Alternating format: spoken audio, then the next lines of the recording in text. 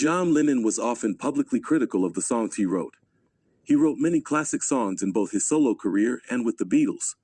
While many consider his songs excellent and meaningful, the British artist might disagree on a few. Later in his career, Lennon referred to one of his most political songs as embarrassing, and a sort of guilt. John Lennon's fourth single with the Plastic Ono Band, Power to the People, was a call to action, one that had its roots in the radical politics of the 1960s, and its title is one of those expressions that has become part of late 20th century cultural thinking.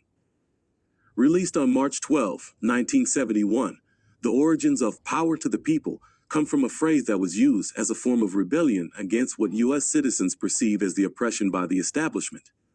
The Black Panthers used the slogan "All Power to the People" to protest the rich, ruling class domination of society, while pro-democracy students used it to protest America's military campaign in Vietnam. Lennon became much more political during his solo career than in the Beatles. He wrote Imagine as an ode to potential peace on Earth, and then he penned Power to the People, which was also intended to be a political rallying cry. While his passion for politics and trying to right injustice was at the forefront of this song, he also created it out of guilt. Lennon discussed this song in an interview with BBC Radio on December 6, 1980, 4 days before his death. He recalled, British Pakistani activist and writer, Tariq Ali kept coming round wanting money for Red Mole or some magazine or other. I was thinking, well, I'm working class and I am not one of them, but I am rich and therefore I have to.